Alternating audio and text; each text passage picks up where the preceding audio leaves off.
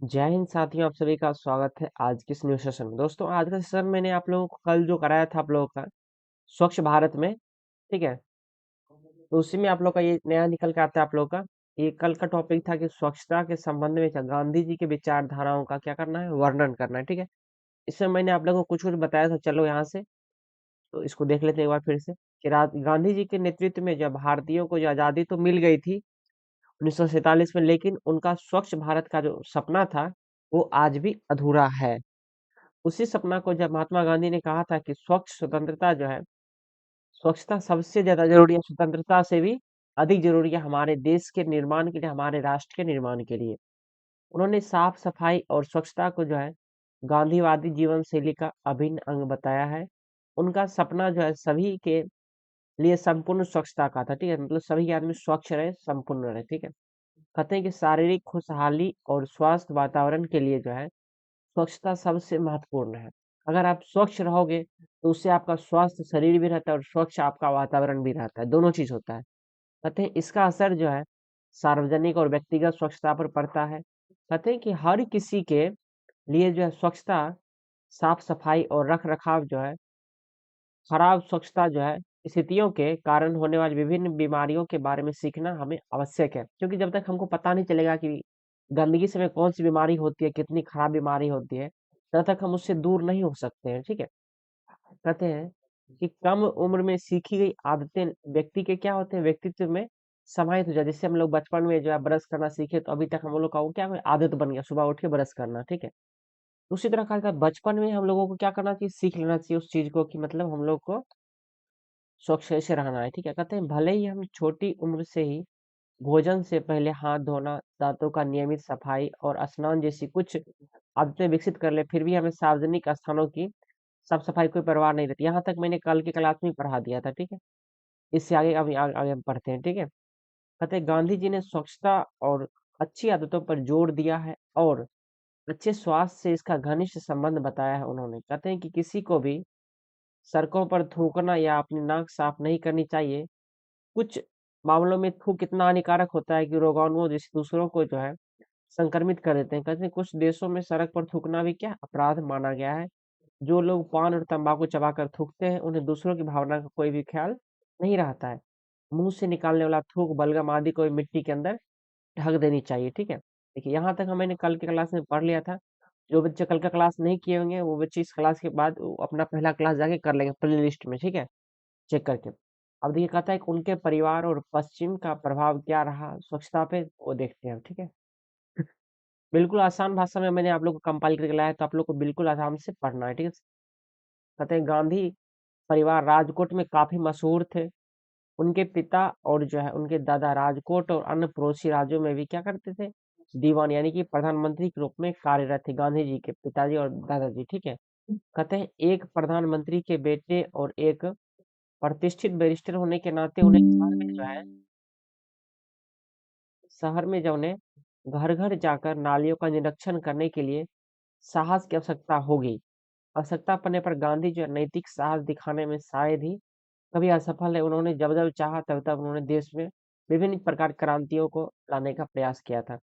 कहते हैं उसके नगर में उका नामक मेहतर, यानी कि मेहतर मतलब क्या होता है, मेस्तर मतलब क्या होता है, जो सफाई करता है हमारे आसपास की गंदगी को नहीं करता है, मेस्तर कहते हैं ना। तो सफाई जो है का काम करता था कौन, मेहतर, ठीक है। क्या नाम था उसका, उका नाम था, ठीक है। यहाँ पे एक थोड़ा सा शॉर्ट शॉर्ट स्टोरी बताया गया है, तो चलिए उसको हम पढ़ लेते हैं, ठीक है।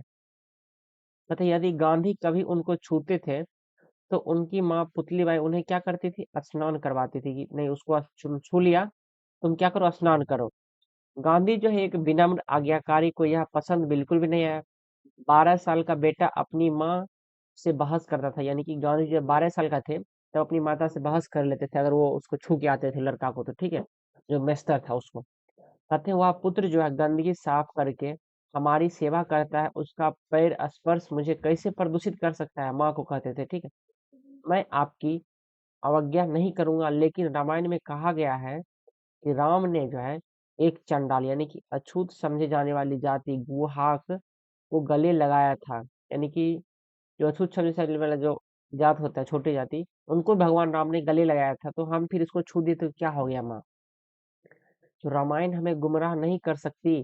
पुतली बाई को अपने तर्क का कोई उत्तर नहीं मिला। उन्होंने कई पश्चिमी रीति रिवाजों की आलोचना की, लेकिन बार बार स्वीकार किया कि उन्हें स्वच्छता पश्चिमी से सीखी है। ठीक है, वह भारत में उस प्रकार की स्वच्छता लाना चाहते हैं कि जिस तरह से आदमी विदेश में रहते हैं स्वच्छ। ठीक है, आगे देखिए। कहते हैं गांधी जी ने दक्षिण अफ्रीका में मैला साफ करना सीखा।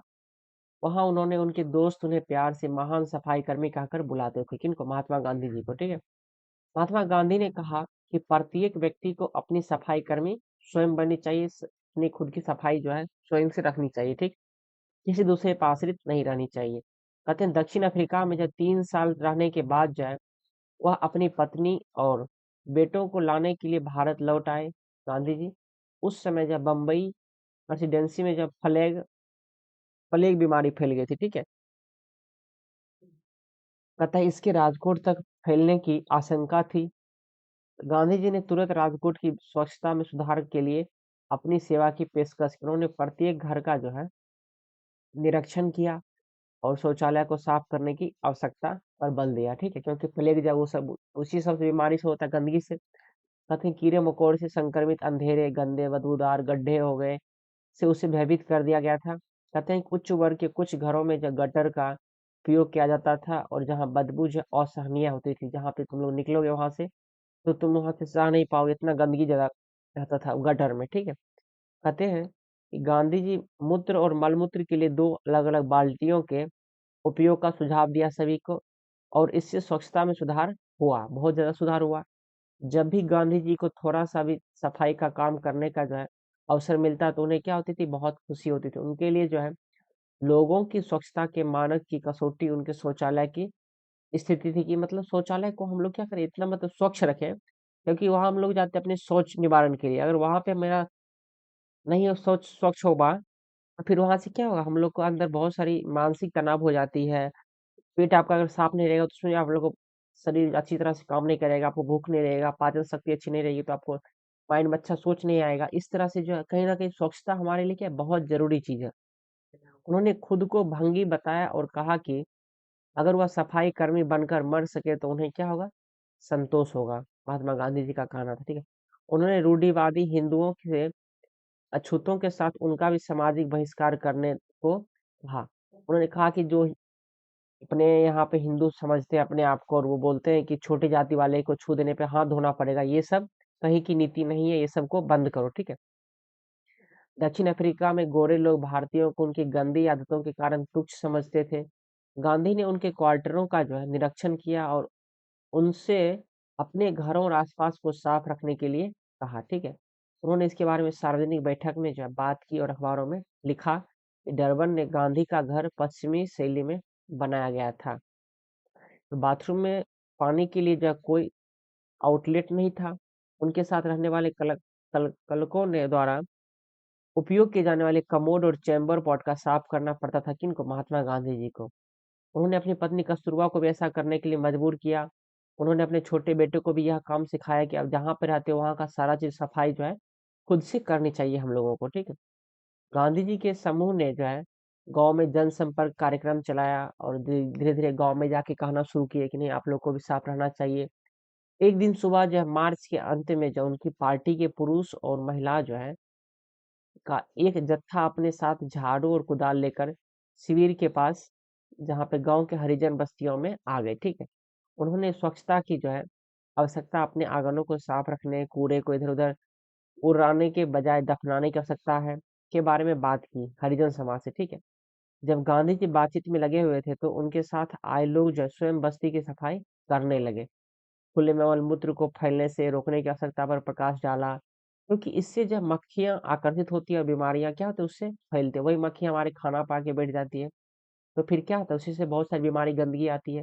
यहाँ तक कि जब स्वास्थ्य के बारे में बात की गई और यह बताया गया कि बीमारियां कभी कभी उनके अधिक खाने या फिर गलत भोजन करने से भी हो सकती है, इसलिए आत्म संयम के लिए कहा जाता है। तो वह ग्रामीण को स्वच्छता पर शिक्षित करने की आवश्यकता पर जोर देने से नहीं चुके। कौन? महात्मा गांधी जी। सभी को मतलब ये चीज का नॉलेज सबको देते थे कि नहीं, स्वच्छता में रहनी चाहिए, स्वच्छता से बहुत चीज की अच्छाई है। उन्होंने कहा कि आश्रम का जो है असली काम लोगों को यह दिखाना है कि वे बीमारी से कैसे बच सकते हैं। एक बार खादी को बढ़ावा देने के लिए अपने दौरे के दौरान सफाई कर्मियों को एक सार्वजनिक बैठक में भाग लेने की जो है अनुमति नहीं दी गई, जहाँ पे देखिए एक बार वो जब खादी का बढ़ावा दे रहे थे खादी कपड़े को, तो एक बार वहां पे बैठक में जो है उनको भागीदारी नहीं दी गई थी, ठीक है।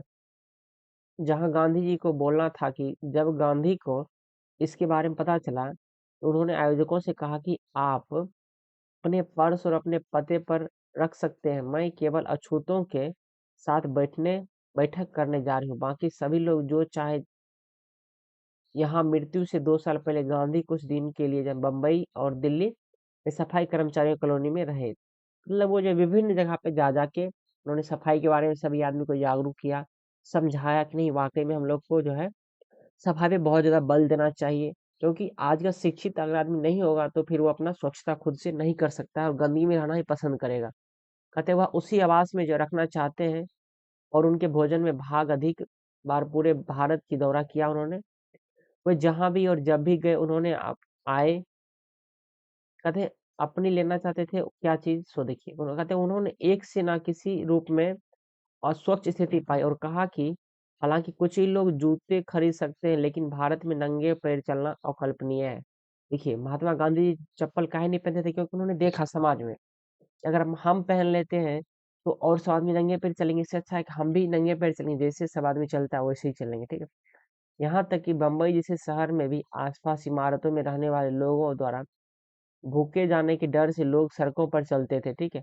और रेलवे स्टेशन है और धर्मशालाओं में सार्वजनिक मल मूत्रालय और शौचालय की गंदगी और बदबू भयानक थी उस समय भी, और अभी भी बहुत सारा चीज देखने को मिलता है ये सब चीज हम लोगों को। तथा गांधी जी ने रेल के डिब्बे को गंदा करने की यात्रियों की आदत की बहुत ज्यादा निंदा की थी कि ऐसा नहीं करना चाहिए, रेल हमारी संपत्ति है ये समझनी चाहिए। और कहते हैं कि नगर पालिकाओं के साथ साथ बातचीत में गांधी जी ने अवसर अक्सर कहा करते थे कि मैं आपकी विशाल सड़कों, शानदार रोशनी और समुद्र पार्कों के लिए आपको बधाई देती हूँ, लेकिन ऐसी नगर पालिका अस्तित्व में रहने लायक नहीं है जिसके पास क्या है, मॉडल जल कोठरी ना हो और जहां दिन और रात के सभी घंटों में सड़कों और गलियों को साफ ना रखा जाए। सिर्फ बना देने से नहीं होता, उसको साफ सफाई रखना भी जरूरी होता है, ठीक है। क्या आपने कभी सोचा है कि सफाई कर्मी जो है किन परिस्थितियों में रहते हैं? गांधी जी ने इस बात पर जोर दिया है कि नौकरों के क्वार्टर मालिकों के बंगलों की तरह साफ सुथरे होने चाहिए, तभी हम लोग सभी स्वस्थ रह सकते हैं। यह कहने में कोई लाभ नहीं है कि हमने बाहरी स्वच्छता की कला उस स्तर तक नहीं सीखी जितनी कि अंग्रेज ने सीखी। अंग्रेज देखिएगा बहुत ज्यादा स्वच्छ रहते हैं, इसीलिए हम लोगों को उनसे सीखने की आवश्यकता आज भी है। देखिए आगे कहते हैं कि पर्यावरण की रक्षा के लिए जो स्वच्छता के प्रति उनके विचार, गांधी जी ने कहे हैं कि जब तक आप अपने हाथ में झाड़ू और बाल्टी नहीं लेंगे तब तक आप अपने कस्बों और शहरों को स्वच्छ नहीं बना सकते हैं।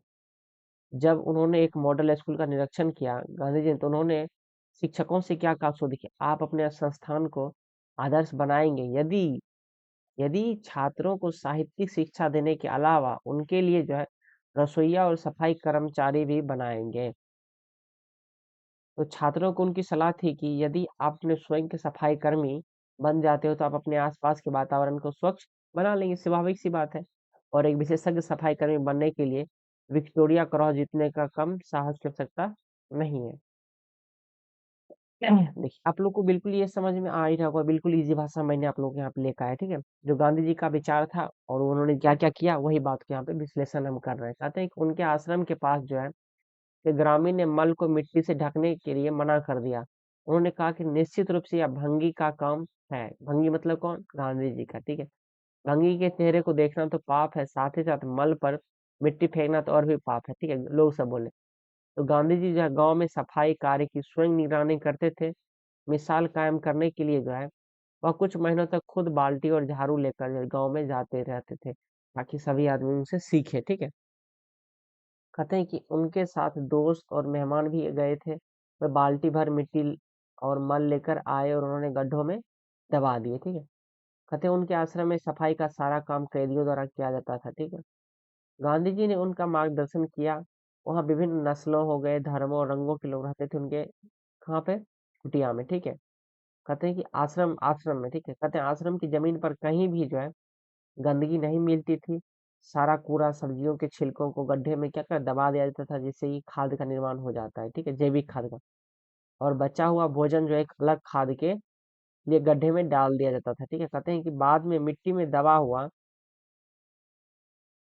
जो और आपका रहता है, बाद में किस चीज का निर्माण होता है, खाद के रूप में उपयोग किया गया है, ठीक है। कहते हैं कि अपशिष्ट जल का उपयोग जब बागवानी के लिए किया जाता था, और खेत मक्खियों और बदबू से मुक्त रहता था, ये सब चीज से। हालांकि वहां पे जल निकासी की जो कोई पक्की व्यवस्था नहीं थी, ठीक है, लेकिन गांधी जी और उनके सहकर्मियों ने जो है बारी बारी से सफाई का काम किया। गांधी जी ने सभी अमीर और गरीब नेता और कार्यकर्ता, भारतीय और विदेशी, सभी को उन्होंने शौचालय का उपयोग करना सिखाया। इस प्रयोग ने धीरे धीरे जो है आश्रम के रूढ़िवादी सहकर्मियों और महिला कैदियों के दिमाग से जो है मैला ढोने का संस्कार निकाल दिया, और एक भंगी को सिर पर मिट्टी की टोकरी ले जाते हुए देखकर उसकी तबीयत खराब हो गई। उन्होंने बताया कि कैसे उचित उपकरणों के इस्तेमाल से जो हम लोग साफ सफाई से अच्छी की जा सकती है। मैला ढोना एक अच्छी कला है, और उन्हें स्वयं की गंदा हुआ बिना यह काम हम लोग कर सकते हैं, ठीक है। उन्होंने और भी बहुत चीज यहाँ पे लिखे हैं, देखिए, और आपको समझाते बस खत्म ही है आपका ये टॉपिक। कहते हैं कि गांव के तालाबों का उपयोग नहाने, कपड़े धोने, पीने और खाना पकाने के लिए किया जाता है। कई गांव के तालाबों का उपयोग मवेशियों का साफ सफाई के लिए भी, भैंसों को जो अक्सर उसमें लौटते हुए हमने भी देखा है। सही बात है। कहते हैं आश्चर्य की बात यह है कि गांव के तालाबों का इस पापपूर्ण दुरुपयोग के बावजूद गांव की महामारी से नष्ट नहीं हुई है। गांव में शुद्ध जल आपूर्ति की कई कमी ग्रामीणों को होने वाली कई बीमारियों से जिम्मेदार होते हैं। तो हम लोग ये निष्कर्ष निकालते हैं कि स्वच्छता हमारे जीवन के जो है साथ साथ राष्ट्र के लिए भी महत्वपूर्ण होती है। महात्मा गांधी जो बदलाव देखना चाहते थे, उसे हासिल करने के लिए उन्हें व्यक्तिगत रूप से प्रयास किया, और हमें आज उनके बात को, विचारों को आगे बढ़ाना चाहिए, और स्वच्छता पे बल देनी चाहिए, ठीक है। अब देखिए, क्योंकि एग्जाम में इस टाइप का क्वेश्चन अक्सर देखने को मिलेगा कि स्वच्छ भारत अभियान यानी कि स्वच्छता अभियान पर निबंध कैसे लिखें, ठीक है। तो चलिए आप लोग को हम अच्छा से यहाँ पे समझाते हैं अच्छे से, ठीक है। जो भी बच्चे वीडियो को लाइक नहीं किए होंगे, सभी बच्चे लाइक कर देंगे, अपने दोस्तों में शेयर भी कर देंगे, ठीक है। उसमें कंजूसी बिल्कुल नहीं होनी चाहिए। कहते हैं कि स्वच्छ भारत अभियान भारत में एक अभियान है जिसका जो है लक्ष्य भारत के छोटे शहरों और ग्रामीण इलाकों की सड़कों और बुनियादी ढांचों को साफ करना है, ठीक। कहते हैं स्वच्छ भारत के उद्देश्यों में घरेलू स्वामित्व और सामुदायिक स्वामित्व वाले शौचालय के निर्माण के माध्यम से खुली शौच व्यवस्था को हम लोग को क्या करना है, खत्म करना, और शौचालय की उपयोग की निगरानी के लिए जवाबदेही तंत्र स्थापित करना शामिल है। तो भारत सरकार द्वारा चलाए जाने वाले इस मिशन के अंतर्गत भारत को जो 2 अक्टूबर 2019 तक महात्मा गांधी के जन्म की 150वीं वर्षगांठ पर ग्रामीण भारत में जो है 1.2 करोड़ शौचालय का निर्माण करना था, ठीक है। और यह अभियान जो है आधिकारिक तौर पर जो है 2 अक्टूबर 2014 को जो है प्रधानमंत्री नरेंद्र मोदी द्वारा जो राजघाट नई दिल्ली में जो शुरू किया गया था, ठीक है। कहते हैं कि मिशन में 2 उप मिशन शामिल है, जैसे कि स्वच्छ भारत अभियान, जो कि आप लोग का पेयजल और स्वच्छता मंत्रालय के तहत संचालित होते हैं, और स्वच्छ भारत अभियान आप लोग का जो है जो शहरी के लिए हाउसिंग एवं शहरी मामलों के मंत्रालय के तहत काम करता है। कहते हैं मिशन में जो सरकारी संगठनों को भी शामिल किया गया, एनजीओ को भी, ताकि काम को फास्ट में किया जा सके, ठीक है। कहते हैं यहाँ पे कि इस कार्यक्रम को विश्व बैंक, निगमों, कॉरपोरेट और राज्य सरकार जो है द्वारा सर्व शिक्षा अभियान और राष्ट्रीय माध्यमिक शिक्षा अभियान योजना के तहत धन और तकनीकी सहायता प्राप्त हुई है, ठीक है। कहते हैं स्वच्छ भारत अभियान के लिए 620 अरब डॉलर खर्च होंगे, और सरकार बीपीएल द्वारा परिवार निर्मित प्रत्येक शौचालय के जो है लिए 15,000 रुपये का प्रोत्साहन देती है आज के समय में भी। कहते हैं कि भारतीय सार्वभौमिक स्वच्छता पहल अध्ययन तथा समर्थन करने के लिए जो है स्वच्छ भारत मिशन के लिए 30 मार्च 2016 को भारत सरकार और अंतर्राष्ट्रीय मुद्रा कोष ने यूएस का 1.5 बिलियन डॉलर ऋण करार पर हस्ताक्षर किए हैं कि भारत में शौचालय का निर्माण होगा। ग्रामीण परिवारों द्वारा जो है शौचालय के व्यापक उपयोग को सुनिश्चित करने के लिए मदद के लिए सामाजिक मानदंडों को लक्षित करने के लिए समुदाय के नेतृत्व वाले व्यवहार जो है परिवर्तन कार्यक्रम को लागू करने में चुनिंदा राज्यों की जो है क्षमता निर्माण करने के लिए अंतर्राष्ट्रीय मुद्रा को भी तकनीकी सहायता के लिए 25 मिलियन समानांतर प्रदान करेगी, ताकि समाज में जो है शौचालय का निर्माण हो सके और गंदगी से बचा जा सके, उससे होने वाली विभिन्न प्रकार की बीमारियों से बचा जा सके। ठीक है, चलिए अब आगे देखते हैं कि आधिकारिक रूप से जो आप लोग का 1 अप्रैल 1999 से शुरू भारत सरकार ने व्यापक ग्रामीण स्वच्छता कार्यक्रम का पुनर्गठन किया, और कुल मिलाकर जो आप लोग का जो बाद में आप लोग का 1 अप्रैल 2012 को निर्मल भारत अभियान या फिर एनबीए यानी कि निर्मल भारत अभियान बनकर गया। ठीक है, लेकिन तत्कालीन प्रधानमंत्री मनमोहन सिंह द्वारा, उस समय जो प्रधानमंत्री थे,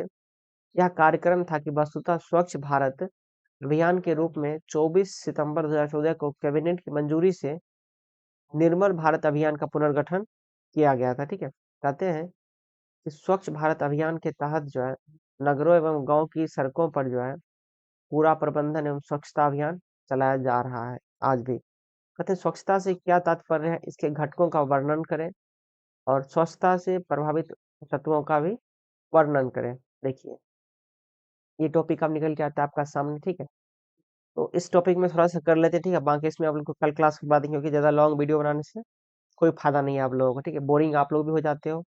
कहते हैं कि विश्व स्वास्थ्य संगठन के अनुसार देखा जाए, वर्ल्ड हेल्थ ऑर्गेनाइजेशन के अनुसार देखें तो स्वास्थ्य रोग या निर्बलता का मात्र अभाव ही नहीं, बल्कि शारीरिक, मानसिक तथा सामाजिक हित की पूर्ण अवस्था है। कहते हैं वेस्टर के अनुसार जो शारीर स्वास्थ्य, मन या आत्मा में स्वस्थ क्या होती है, स्वस्थता की अवस्था, जिसमें कि आप लोग का व्यक्ति को किसी भी प्रकार का जो शारीरिक अथवा रोग पीड़ा ना हो। ऑक्सफोर्ड अंग्रेजी डिक्शनरी के अनुसार कहा जाता है कि स्वस्थ शरीर या मन की वह अवस्था जिसमें किसी कार्य अधिक कुशलतापूर्ण सर्वोत्तम प्रकार से हो सके। ठीक है, आज की क्लास यहीं तक रखते हैं। बाकी हिंदी का थोड़ा सा भी क्वेश्चन भी आप लोग का करवाना है शाम में 4 बजे। आज का लाइव आप लोगों ने देख ही लिया होगा। जो बच्चे लाइव नहीं देखे होंगे, सही बच्चे जाके लाइव सेक्शन में जाके देख लेंगे। बाकी आज के लाइव में बहुत इंपॉर्टेंट था ये कि आप लोग का जो है मैंने बता दिया आप लोग का एग्जाम का पैटर्न कैसे रहने वाला है, तो सब बच्चे जाके देख लीजिएगा। धन्यवाद।